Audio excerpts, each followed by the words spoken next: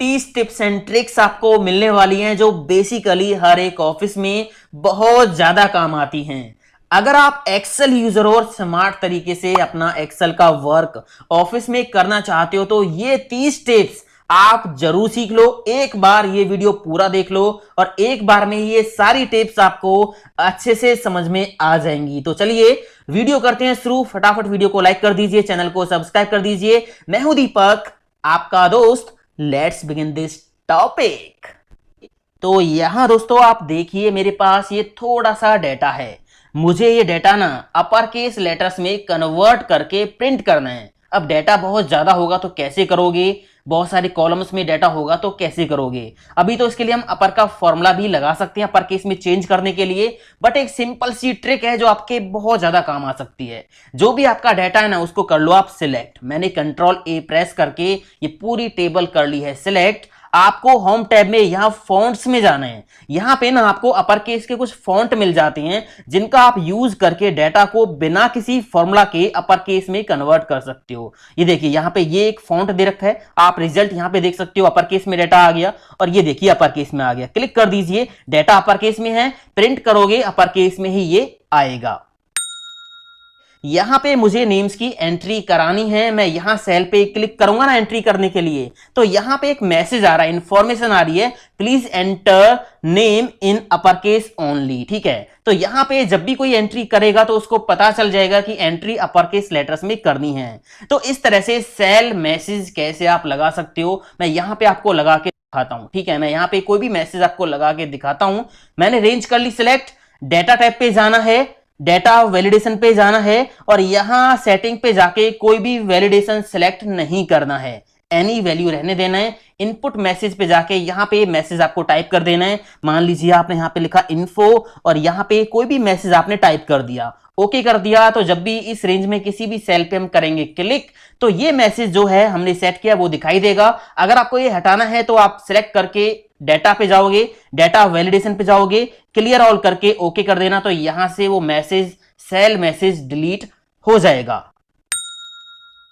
अगर हमें यहां पे सेल सिलेक्ट करके इसके बीच में कुछ लिखना है तो इसके लिए हम सेल्स को मर्ज करेंगे फिर सेंटर करेंगे, मतलब मर्ज एंड सेंटर करके यहां पे कुछ भी हम सेंटर में लिखेंगे। बट बिना मर्ज किए भी, बिना सेल्स को मर्ज किए भी डेटा हम सेंटर में कर सकते हैं। कैसे, देखिए आपको यहां पे बीच में कुछ लिखना है बट सेल मर्ज नहीं करनी है, तो सिलेक्शन हम कर लेंगे। इसके बाद यहां पे पहले कुछ लिख लीजिए। मैंने यहां पे मान लीजिए स्टूडेंट रिकॉर्ड लिख दिया, शॉर्ट में लिख दिया SR, स्टूडेंट रिकॉर्ड। अब मैंने इस रेंज को कर लिया सिलेक्ट, ये SR मेरे को सेंटर में चाहिए बिना मर्ज किए, तो सेल कर लिए सिलेक्ट, राइट क्लिक करेंगे और जाएंगे फॉर्मेट सेल पे। यहां पे अलाइनमेंट टैब पे हम जाएंगे और यहां हॉरिजॉन्टल वाली ड्रॉप डाउन से हम ऑप्शन सिलेक्ट कर लेंगे सेंटर अक्रॉस सिलेक्शन, कि जो भी सिलेक्शन हमने कर रखा है उसके बीच में जो है टेक्स्ट आ जाए, तो बस ओके कर देंगे, हमारा काम हो जाएगा। यहां पे देखिए जो SR था वो सेंटर में आ गया जो भी हमने सिलेक्शन किया था, बट यहां पे सेल मर्ज नहीं है। अब इस चीज की बहुत जरूरत हमें पड़ जाती है जब हम फॉर्मुलेज लगाते हैं, क्योंकि अगर फॉर्मुलेज में हम कोई रेंज देते हैं ना तो वहां पे बीच में मर्ज सेल एक्सेप्ट नहीं करता है फॉर्मूला। तो उस केस में अगर आपको ये प्रॉब्लम फेस करनी पड़ रही है तो बिना सेल को मर्ज किए भी आप ये काम कर सकते हो। यहां पे ना ये कुछ एम्प्लॉय के नेम लिखे हुए हैं। अब होगा क्या, जैसे ही मैं किसी नेम पे कर्सर लेके जाऊंगा तो उसकी पिक्चर साइड में अपने आप दिखाई दे जाएगी। कर्सर मैं यहां से हटाऊंगा तो पिक्चर हाइड हो जाएगी। तो ये बहुत काम की ट्रिक है, बहुत काम आती है एक्सेल में।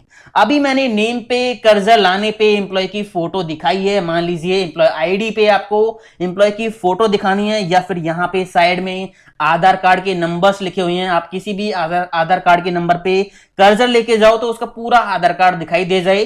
तो इसके लिए ये जो ट्रिक है ये बहुत काम आती है। देखिए ये कैसे लगाएंगे, मैंने 2 सेल्स पे लगा रखा है, तीसरे सेल पे मैं आपको लगा के दिखाता हूं। तो हमने सेल पे करना है क्लिक, रिव्यू टैब पे जाना है और यहां से न्यू कमेंट पे क्लिक करना है, तो ये बॉक्स आ जाएगा। इसमें जो भी लिखा हुआ इसको हम हटा देंगे, इसकी लाइन पे क्लिक करेंगे, लाइन पे एक बार सिंगल क्लिक करेंगे, दोबारा राइट क्लिक करेंगे, फॉर्मेट कमेंट का ऑप्शन मिल जाएगा, यहां पे करेंगे क्लिक। क्लिक करने के बाद यहाँ पे कलर्स एंड लाइंस पे जाएंगे और यहाँ पे कलर के सामने ये एक ड्रॉप डाउन है, इसको ओपन करेंगे। इसमें नीचे जाएंगे फिल इफेक्ट पे और यहाँ पे पिक्चर वाले टैब पे जाएंगे और यहाँ से पिक्चर कर लेंगे सिलेक्ट। जो भी पिक्चर आपको लगानी है उसको आप सिलेक्ट कर लीजिए, क्लिक कर दीजिए और यहाँ पे इंसर्ट कर दीजिए, ओके कर दीजिए, ओके कर दीजिए, काम हो जाएगा। इसका थोड़ा साइज आप सेट कर लीजिए जैसे भी आपको करना है इस तरह से, ठीक है।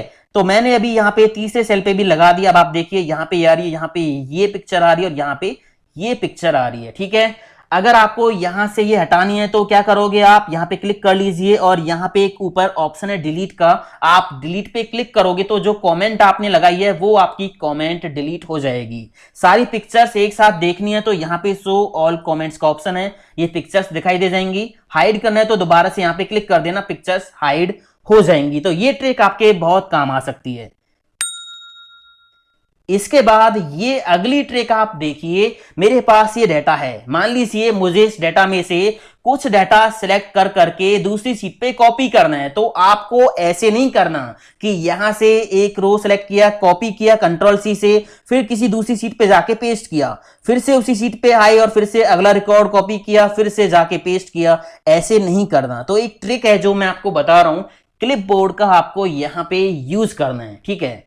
तो आपको क्या करना है, होम टैब पे जाना है और यहां से क्लिपबोर्ड ओपन कर लेना है। ये यहां पे करना है क्लिक, क्लिपबोर्ड हो गया ओपन। अब आपको करना क्या है, मान लीजिए मुझे ये रिकॉर्ड चाहिए, मैंने कंट्रोल सी से कॉपी किया, ये वाला चाहिए कंट्रोल सी, ये वाला चाहिए कंट्रोल सी और ये लास्ट वाला चाहिए कंट्रोल सी, ठीक है।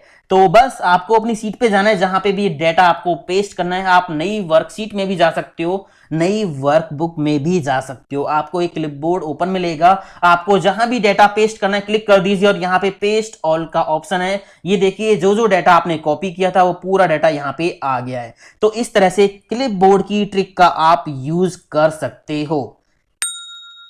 यहां पे मेरे पास ये बहुत सारा डेटा है। अब देखिए डेटा अगर मैं स्क्रॉल करता हूं तो हेडिंग ऊपर दिखाई नहीं दे रही। तो हेडिंग्स को फ्रीज करने के दो तरीके हैं, एक तो है फ्रीज पेन का यूज करके, एक दूसरा है बहुत स्मार्ट। तो फ्रीज पेन से हम रो को कैसे फ्रीज करेंगे, आपको डेटा में कहीं भी क्लिक कर लेना है, व्यू टैब पे जाना है, यहाँ पे फ्रीज पेन का ऑप्शन मिलेगा और यहाँ पे अभी एक ही रो ऊपर वाली रो मुझे फ्रीज करनी है। तो यहाँ पे ऑप्शन है फ्रीज टॉप रो, इस पे हम क्लिक कर देंगे तो ऊपर वाली रो फ्रीज हो गई है। आप देखिए यहाँ से 23 वाली रो आपको यहाँ पे दिखाई दे रही है, तो ऊपर वाली जो रो है वो फ्रीज हो गई है। अगर आपको एक से ज्यादा रो फ्रीज करनी है तो आप इस तरह से सिलेक्ट कर लेना, इससे ऊपर की सारी रो फ्रीज करनी है तो फ्रीज पेन पे जाके यहाँ पे फ्रीज पेन्स पे क्लिक कर दोगे। अभी यहाँ पे अनफ्रीज पेन आ रहा है तो मैंने अनफ्रीज पेन कर दिया, अभी यहाँ पे कोई भी रो जो है फ्रीज नहीं है, ठीक है। तो अगर आपको मान लीजिए इससे ऊपर की सारी रो फ्रीज करनी है तो फ्रीज पेन पे जाओगे और यहाँ पे फ्रीज पेन का ऑप्शन मिल जाएगा। अब ये तो था फ्रीज पेन से करने का तरीका। सबसे पहली रो फ्रीज करने का एक और स्मार्ट तरीका आप देखिए। आपको करना क्या है, सारा डाटा कर लेना है सिलेक्ट, कंट्रोल ए से सारा डाटा कर लिया मैंने सिलेक्ट, कंट्रोल टी प्रेस करके इसको टेबल फॉर्मेट में बदल देना है। माई टेबल हैज हेडर्स पे टिक लगा के रखना है, ओके कर देना, काम हो गया। अभी देखिए यहां पे मैं इनका जो हाईलाइट कलर है ये चेंज कर देता हूं। तो मैंने यहां से चेंज कर दिया, मान लीजिए ये वाला लगा दिया, ठीक है। और यहां से फॉन्ट कलर मैंने कर दिया ब्लैक। अभी देखिए ऊपर वाली रो ये है, अब मैं अभी यहां पे क्या आ रहा है, ए बी सी डी इस तरह से आ रहा है। अगर मैं नीचे जाता हूं ये देखिए तो हेडिंग कहां गई, हेडिंग कॉलम नेम की जगह पे आ गई। यहां पे देखिए मार्क्स, कोर्स नेम, आईडी। तो इस तरह से ये स्मार्ट ट्रिक आप यूज कर सकते हो अगर आपके डेटा में केवल एक ही रो है तो, ठीक है। क्योंकि यहां पे तो ये एक ही जो टॉप रो होगी उसकी जो हेडिंग्स होंगी वो आपकी यहां पे आ जाएंगी अगर आप अपने डेटा को टेबल फॉर्मेट में कन्वर्ट कर लोगे तो। यहां पे ऊपर से तो हम रोज को फ्रीज कर सकते हैं, बट नीचे से अगर हमें कोई रो फ्रीज करनी हो तो वो कैसे हम करेंगे। मेरे पास इस डेटा में नीचे एक टोटल रो है और मैं चाहता हूं कि ये टोटल वाली रो यहां पे फ्रीज रहे। तो ये काम कैसे होगा, आपको जाना है व्यू टैब पे, यहां पे एक ऑप्शन है स्प्लिट का, इस पे क्लिक कर दीजिए। तो इस तरह से जो ये लाइनिंग आपके सामने आ जाएंगी, ठीक है। इसको आप साइड में कर दीजिए और यहां से इसको पकड़ के नीचे ले आइए इस तरह से, ठीक है। अब ये अलग अलग जो है विंडो यहां पे स्प्लिट हो गई हैं। नीचे वाली जो है इसमें आप अपनी टोटल वाली रो को सिलेक्ट कर लीजिए, जहां पे भी वो टोटल रो है। ये कौन सी रो है, ये है आपकी 124। तो यहां पे आप 124 को ले आइए, ये हमारी टोटल रो यहां पे आ गई। अब ऊपर कहीं भी क्लिक कर लीजिए, डाटा को आप ऊपर नीचे कहीं स्क्रॉल करोगे तो ये टोटल रो यहीं पे फ्रीज रहेगी, ठीक है। तो इस तरह से आप जो है नीचे से भी रो को फ्रीज कर सकते हो और इसी तरह राइट से भी कर सकते हो। अगर आपको ये स्प्लिट हटाना है तो यहाँ पे स्प्लिट ऑप्शन है व्यू टैब पे, इस पे फिर से क्लिक कर दीजिए तो ये जो है यहां से हट जाएगा। इस तरह से इस ट्रिक का आप यूज कर सकते हो। मेरे पास ये दोस्तों बहुत सारा डाटा है, अगर मैं इसको प्रिंट करूंगा ना तो देखिए क्या होगा। मैंने कंट्रोल पी प्रेस किया तो आप देखिए पहले पेज पे तो हेडिंग्स जो हैं आ रही हैं, बट अगर मैं यहां से अगले पेज पे जाऊंगा तो यहां पे हेडिंग प्रिंट में नहीं आएंगी। तीसरे पेज पे जाऊंगा तो यहां पे भी हेडिंग प्रिंट में नहीं आएंगी।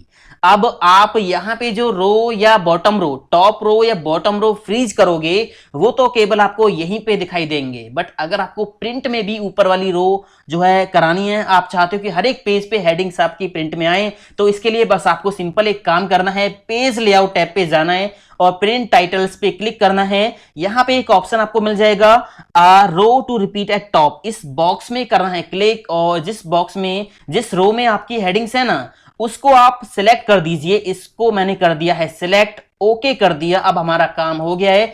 अगर मैं कंट्रोल पी करूंगा, यहां पे प्रीव्यू देखूंगा तो देखिए यहां पे हेडिंग पहले पेज पे आ रही हैं और यहां से अगर मैं सेकंड पेज पे गया तो यहां पे भी हेडिंग्स आ रही हैं, थर्ड पेज पे जाऊंगा तो यहां पे भी हेडिंग्स आ रही हैं। तो इस तरह से आप हेडिंग्स को भी सभी पेजों पे प्रिंट कर सकते हो।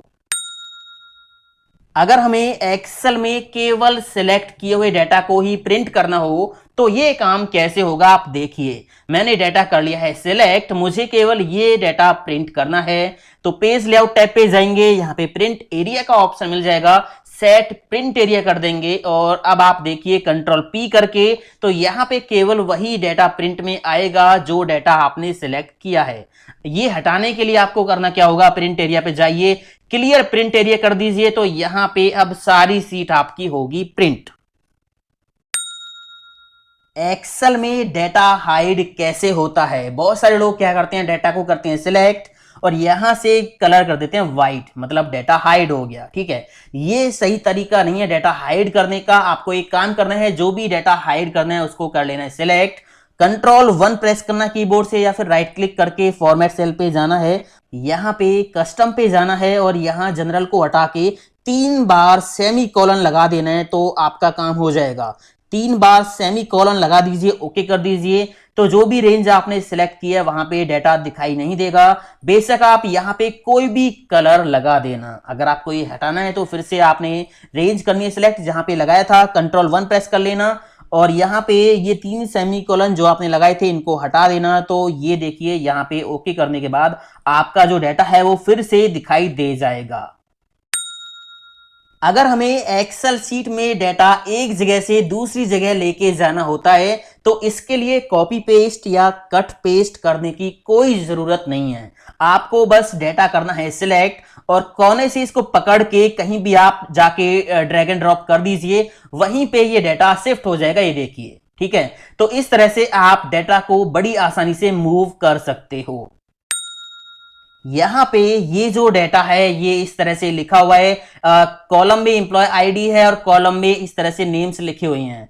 अगर मुझे इस डाटा को कन्वर्ट करना है, मतलब इसका ट्रांसपोज करना है कि एम्प्लॉय आईडी ऐसे की जगह पे ऐसे आ जाएं और नेम उसके नीचे इस तरह से आ जाएं, तो इसका हम आसानी से ट्रांसपोज कर सकते हैं। कैसे, बस डाटा को करना है कॉपी, कंट्रोल सी और जहां पे भी आपको रिजल्ट चाहिए वहां पे क्लिक कर लीजिए, राइट क्लिक, पेस्ट स्पेशल और यहां पे ट्रांसपोज का ऑप्शन मिल जाएगा, टिक कर दीजिए, ओके कर दीजिए। तो देखिए यहां पे जो डाटा है ये कॉलम की जगह इस तरह से रो में चला गया है।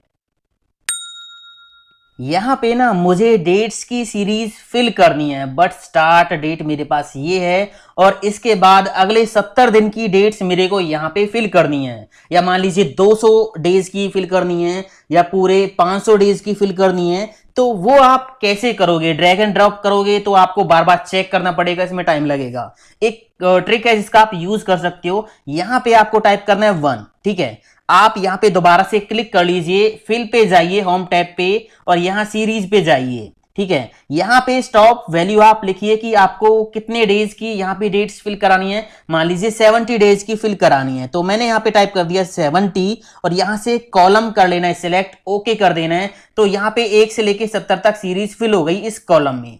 अब आपको यहाँ पे बस कोने पे डबल क्लिक कर देना है, तो आप देखोगे यहाँ पे अगले 70 डेज के लिए डेट्स ऑटोमेटिक फिल हो गई हैं। अब ये जो सीरीज आपने फिल की थी इसको आप डिलीट कर सकते हो, कोई प्रॉब्लम नहीं है। तो ये ट्रिक है जिसका आप यूज कर सकते हो। इसके बाद यहां पे आप देखिए मुझे क्या करना है, इस डेटा में बीच बीच में एक एक ब्लैंक रो ऐड करनी है। तो इसका सिंपल सा फंडा है, आपको यहां पे हेल्पर कॉलम में आना है, या तो आप यहां पे आ जाइए या फिर यहां पे आ जाइए, एक ही बात है। मैं यहां पे आ जाता हूं, मैंने यहां पे टाइप किया 1 और यहां पे 2। ठीक है, अब आपको करना क्या है, जहां तक आपका डाटा है वहां तक ये सीरीज फिल कर लीजिए। हो गई यहां तक, इसको कॉपी करके इसके नीचे पेस्ट कर दीजिए, Ctrl+V। अब आपको एक काम करना है, यहां पे कोई भी हेडिंग आप डाल लीजिए, मान लीजिए हेल्पर आपने डाल दिया। अब यहां पे फिल्टर लगा देना है, Ctrl+Shift+L प्रेस करना है तो फिल्टर लग गया। अब इस कॉलम से इस डेटा को सॉर्ट कर देंगे, सॉर्ट स्मॉलेस्ट टू लार्जेस्ट। ठीक है, ये देखिए बीच में एक एक रो ब्लैंक ऐड हो गई है। इस कॉलम को बेशक आप कर दीजिए डिलीट और यहां से सारा डाटा कर लीजिए सिलेक्ट और बॉर्डर आप लगा लीजिए। ठीक है, जहां तक भी आपका डाटा है आप उसको सिलेक्ट करके बॉर्डर लगा दीजिए, ऑल बॉर्डर। अब आप देखोगे बीच बीच में एक एक ब्लैंक रो ऐड हो गई है। यहां पे पिन कोड में सेल ब्लैंक है, मुझे क्या करना है, मान लीजिए डाटा बहुत ज्यादा होगा तो ब्लैंक सेल्स हाईलाइट करने हैं। तो इसके लिए सिंपल सा फंडा है, आपको कॉलम कर लेना है सिलेक्ट, जहां पे ब्लैंक सेल्स आपको हाईलाइट करने हैं। कीबोर्ड से प्रेस करना है F5 और यहां पे स्पेशल पे जाना है और ब्लैंक्स पे टिक लगाना है, ओके कर देना है, तो ब्लैंक सेल हो गई सिलेक्ट। अब यहां से कोई भी फिल कलर आप लगा दीजिए, ये देखिए कोई भी फिल कलर लगा दीजिए तो आपके सेल जो है ब्लैंक सेल वो हाईलाइट हो जाएंगे। यहां पे ना पिन कोड में सेल फिर से ब्लैंक हैं, हमें क्या करना है, जिसका पिन कोड एंटर नहीं किया हुआ उसका पूरा रिकॉर्ड कर दीजिए डिलीट। ठीक है, पूरा रिकॉर्ड उसका डिलीट करना है जहां पे पिन कोड एंटर नहीं किया हुआ। तो करना क्या है, बस सिंपल यहां पे फिल्टर लगा लीजिए, लगा हुआ फिल्टर, और यहां पे जाइए और ब्लैंक्स को फिल्टर कर लीजिए, ब्लैंक्स पे टिक लगा के ओके कर दीजिए। तो यहां पे ब्लैंक रिकॉर्ड आपके सामने आ गई। यहां से इन रोज को सिलेक्ट करके कर दीजिए डिलीट, डिलीट रो। इसके बाद यहां फिर से जाइए और सिलेक्ट ऑल पे क्लिक करके ओके कर दीजिए, तो काम हो गया। यहां पे ना आप देखिए कुछ स्टूडेंट्स के मार्क्स एंटर नहीं किए गए हैं, सेल ब्लैंक हैं। हमें क्या करना है, जो सेल ब्लैंक है ना उनमें एब्सेंस लिखना है या ए लिखना है या कुछ और लिखना है, ब्लैंक सेल्स को फिल करना है किसी एक वैल्यू से। तो कैसे होगा देखिए, यहां से ये मार्क्स हम कर लेंगे सिलेक्ट, कीबोर्ड से प्रेस करेंगे F5 की, यहां पे जाएंगे स्पेशल पे और यहां से ब्लैंक्स पे टिक लगा के ओके कर देंगे।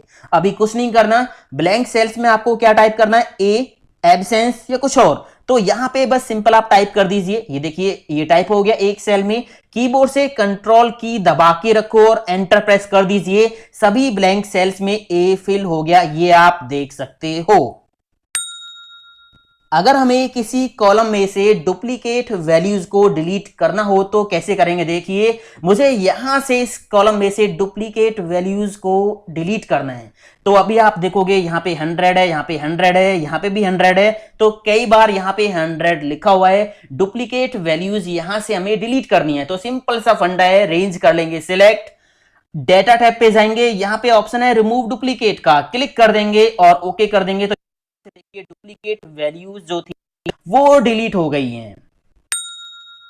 डुप्लीकेट एंट्रीज को या वैल्यूज को कैसे हाईलाइट करेंगे, देखिए यहां पे मैंने ये रेंज कर ली सिलेक्ट, मुझे डुप्लीकेट वैल्यूज हाईलाइट करनी है। तो सिंपल सा फंडा है, रेंज सेलेक्ट करके जाएंगे होम टैब पे, conditional formatting, highlight cell rule, यहां पे ऑप्शन मिलेगा डुप्लीकेट वैल्यूज, क्लिक कर दीजिए और यहां से कोई भी कलर आप कर सकते हो सिलेक्ट, ओके कर दीजिए, तो काम हो गया। यहां पे देखिए डुप्लीकेट वैल्यूज हाईलाइट हो गई हैं। अब मान लीजिए मैं यहां पे अगर फिर से एंट्री करूंगा, मैंने यहां पे टाइप किया 1, यहां पे टाइप किया 2, अगर मैं यहां पे फिर से 1 टाइप करूंगा तो ये देखिए यहां पे सेल हाईलाइट हो गई कि डुप्लीकेट एंट्री आपने कर दी है। तो इस तरह से आप डुप्लीकेट एंट्रीज को हाईलाइट कर सकते हो।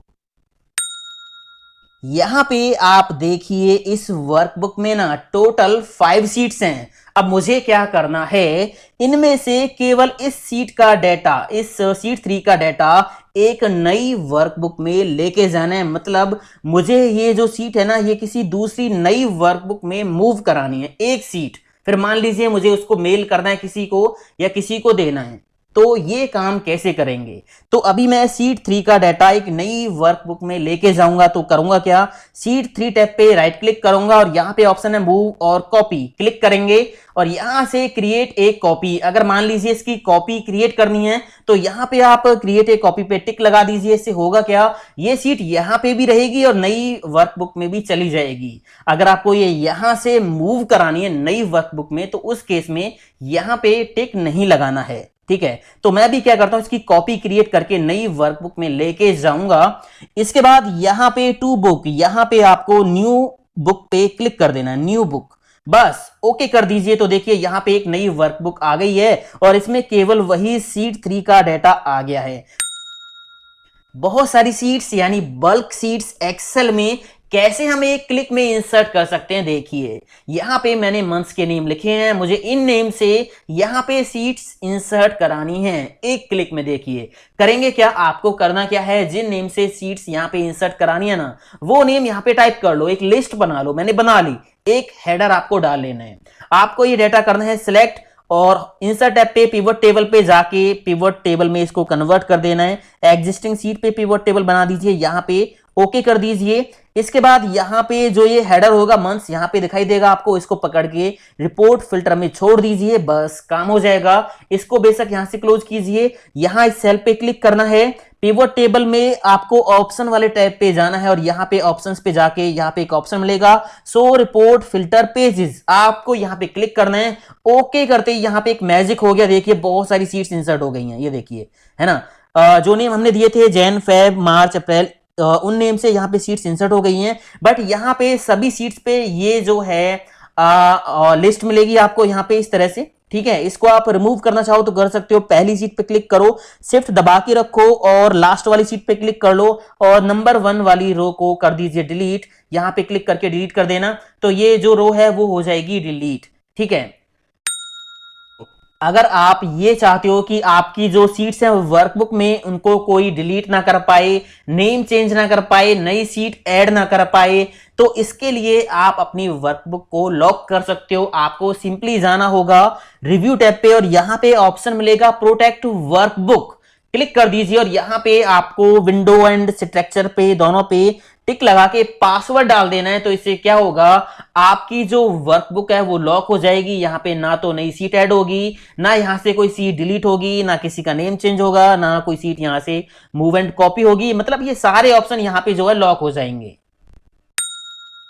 यहाँ पे फिजिक्स केमिस्ट्री मैथ के मार्क्स हैं और इनका टोटल मैंने यहाँ पे किया है। अब यहाँ पे सामने कोई वैल्यू नहीं है तो जीरो आ रहा है। अब आप क्या करते हो, जीरो को हटाने के लिए ना इसका फॉर्मूला लगाते हो। एक सिंपल सी ट्रिक है जिससे आप जीरो को हाइड कर सकते हो। कैसे, देखिए यहां से ये रेंज मैंने की सिलेक्ट, कीबोर्ड से प्रेस करना है Ctrl+1 और यहाँ कस्टम पे जाना है, यहाँ जनरल को हटाना है, यहाँ पे पहले टाइप करना है 0 और इसके बाद 3 बार सेमी कोलन लगा दीजिए, 0 3 बार सेमी कोलन, ओके कर दीजिए। यहाँ पे काम हो गया। अगर यहाँ पे हम वैल्यू एंटर करेंगे तो यहाँ पे देखिए अपने आप रिजल्ट आता रहेगा, बाकी 0 आपको दिखाई नहीं देगी।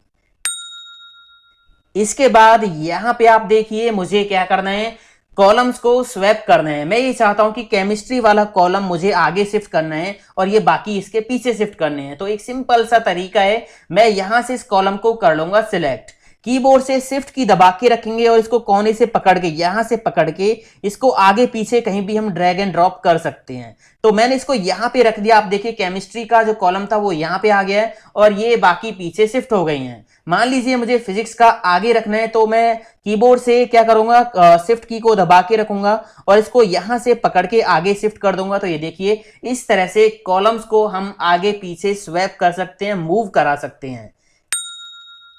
इसके बाद यहां पे आप देखिए मुझे क्या करना है, डेटा एंट्री करनी है, बट डेटा एंट्री हम करेंगे फॉर्म से।